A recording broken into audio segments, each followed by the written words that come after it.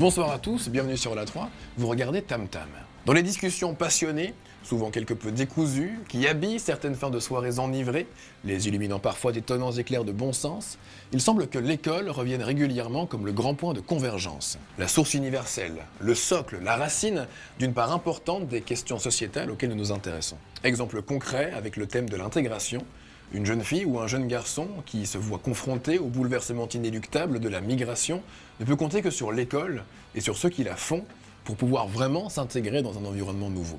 Mais quel est l'accompagnement des jeunes migrants lorsqu'ils rejoignent les bancs de l'école ?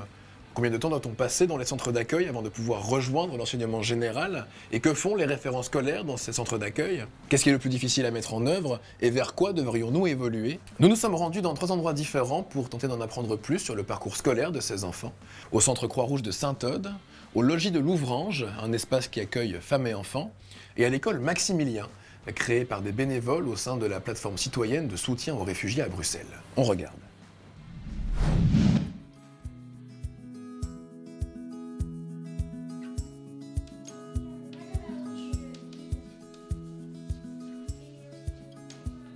Nous nous trouvons à l'école Maximilien, qui est située dans le bâtiment de la plateforme citoyenne. On fait plus du renforcement de lecture, du renforcement au niveau du vocabulaire, une aide aux devoirs quand les parents n'arrivent pas à faire ce suivi-là.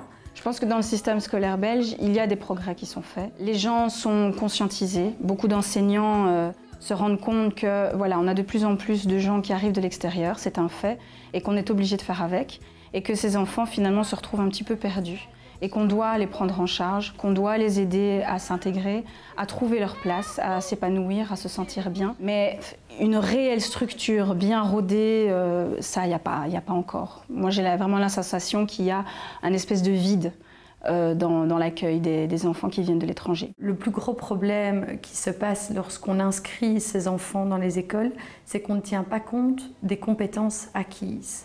Il y a des écoles qui en tiennent compte. On a une école qui a mis en place des testings dans la langue de l'enfant, avec des enseignants qui viennent du pays, waouh, qui sont eux-mêmes réfugiés. On se retrouve vraiment avec un gros choc dans les pratiques pédagogiques des différentes écoles, car il y a des écoles où rien n'est né, et pas parce qu'elles n'ont pas envie, parce qu'il y a tellement déjà de choses à gérer au sein des établissements, et puis d'autres écoles qui se sont vraiment arrêtées en équipe pour accueillir au mieux. On aime bien savoir d'où ils viennent, quel est l'historique, est-ce que l'enfant a été scolarisé, était-il bon élève ou pas, avait-il déjà des difficultés dans sa langue, et avec toute cette carte d'identité qui est faite par nous et par les écoles, on arrive à choisir une école qui répond à ses besoins.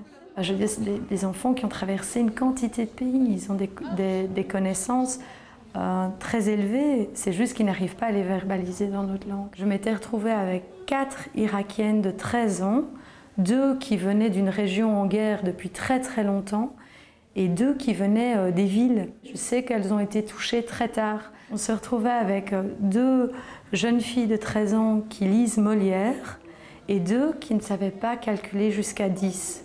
Et là, évidemment, on ne peut pas les réunir ensemble et se dire, ben, voilà, ce sont des réfugiés, ils ont des besoins spécifiques de réfugiés, on va les réunir à 4.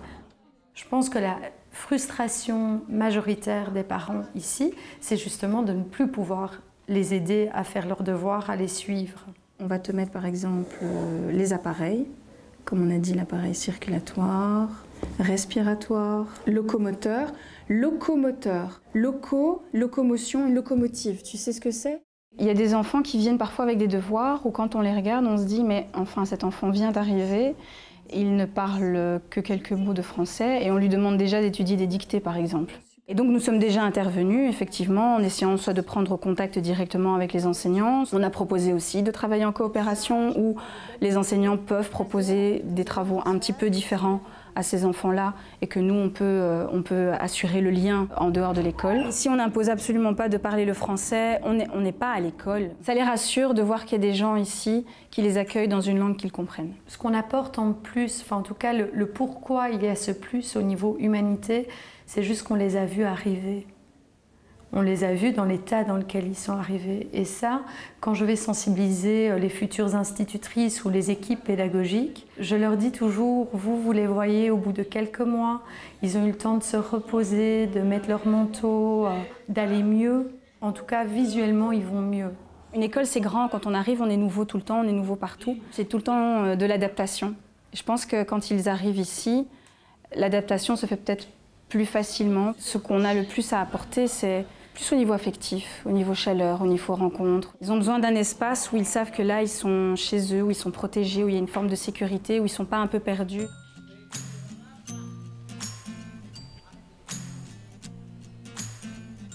Au logis de Louvrange, nous accueillons une vingtaine de femmes vulnérables avec ou sans enfants qui sont en demande d'asile. Il est important de soutenir les enfants migrants parce que ce sont des enfants qui n'ont pas toujours eu l'habitude d'aller à l'école et qui ne connaissent absolument pas du tout le système scolaire. Et parfois le système scolaire peut complètement être différent du pays d'origine d'où ils viennent. Le plus important était que les enfants sachent d'abord lire.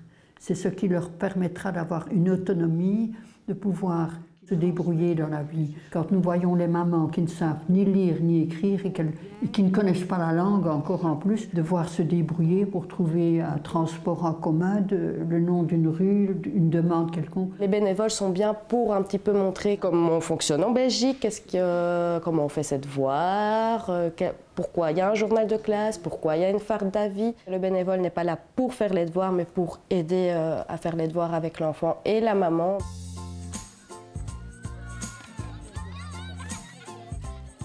Dans l'école, je travaille, je joue, je fais du football, encore je fais des activités. Nous sommes dans la commune de Saint-Aude, province du Luxembourg. C'est une école rurale. Nous accueillons des enfants primo-arrivants du centre Croix-Rouge de Saint-Aude et également des enfants qui habitent la commune. Les classes d'ASPA, anciennement appelées classes passerelles, sont des dispositifs d'accueil, de scolarisation des enfants primo-arrivants. Donc un enfant primo-arrivant peut être scolarisé entre 1 semaine et 1 an avec une prolongation de 6 mois accordée par le conseil d'intégration. Un enfant en classe maternelle est inscrit dans une classe ordinaire. L'institutrice qui travaille en classe d'ASPA ne parle que le français. C'est vraiment toutes des activités, des leçons qui sont vraiment axées sur l'apprentissage du français, mais également les règles de vie de l'école ici en Belgique. Et puis alors on intègre évidemment les mathématiques, les activités d'éveil, afin de les préparer au mieux à pouvoir intégrer une classe ordinaire. Le rôle du référent scolaire, c'est d'accompagner tous les jeunes de 2 ans et demi jusqu'à 18 ans dans tout le parcours scolaire. Les accompagner dans les écoles, les inscrire, leur fournir le matériel scolaire nécessaire, faire les liens entre les enseignants et la Croix-Rouge, faire les liens entre les enseignants et les parents.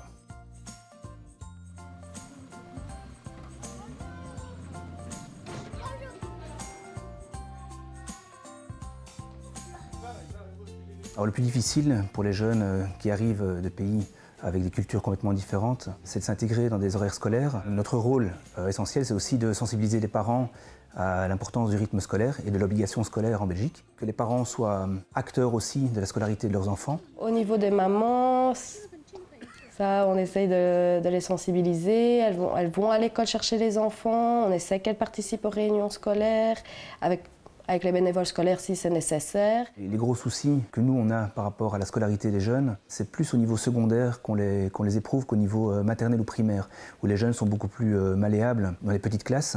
Au niveau secondaire, à partir du moment où les jeunes quittent les classes d'ASPA, ils sont intégrés ou immergés dans des classes avec des Belges, et le niveau les dépasse parfois. Il faut vraiment être près d'eux et les soutenir dans les orientations qui sont moins générales que techniques et professionnelles. Le choix des métiers techniques est aussi un enjeu stratégique par rapport à leur avenir. Ne sachant pas de quoi sera fait demain pour eux, ils se disent que du technique sera exportable partout et dans leur pays aussi. L'intégration des enfants primo-arrivants au sein de l'école s'est vraiment fait positivement. C'est une richesse pour les autres enfants qui étaient déjà présents dans l'école de pouvoir être baignés aussi à d'autres cultures. Je pense qu'on se tracasse beaucoup plus en tant qu'adultes et les enfants, voilà, Ça joue ensemble, ils vont parvenir à se comprendre malgré qu'ils ne parlent pas la même langue. Dans la cour de récréation, je parle 2 langues, toutes les 2. Des fois afghan, des fois en Belgique. La plupart des enfants qui ont vécu longtemps en Belgique ont créé un réseau d'amis au niveau du village. Quand un enfant primo-arrivant s'en va, il part parfois du jour au lendemain. Donc c'est vrai que parfois les copains de classe se disent au revoir à 16h et le lendemain matin à 8h30, l'enfant a disparu, donc a quitté le centre Croix-Rouge et donc n'est plus scolarisé chez nous. Ils vont un jour quitter le centre, on ne sera plus là pour les accompagner et leur tenir la main dans les écoles dans lesquelles ils vont aller. C'est vraiment un rôle aussi de leur dire voilà, maintenant tu vas passer un cap et tu vas devoir te prendre en charge toi-même. Vous n'êtes pas responsable du passé des enfants, vous n'êtes pas responsable de leur avenir, mais vous êtes responsable du pas que vous leur faites faire ici. Merci beaucoup d'avoir suivi ce Tam Tam consacré à la scolarité des jeunes migrants. N'hésitez pas à le retrouver en vous rendant sur notre site internet ou sur la page Facebook de Télévision du Monde. Et quant à nous, on se retrouve la semaine prochaine, même jour, même heure, même chaîne, pour un moment privilégié avec Dick Hanegarn. Belle soirée sur la 3.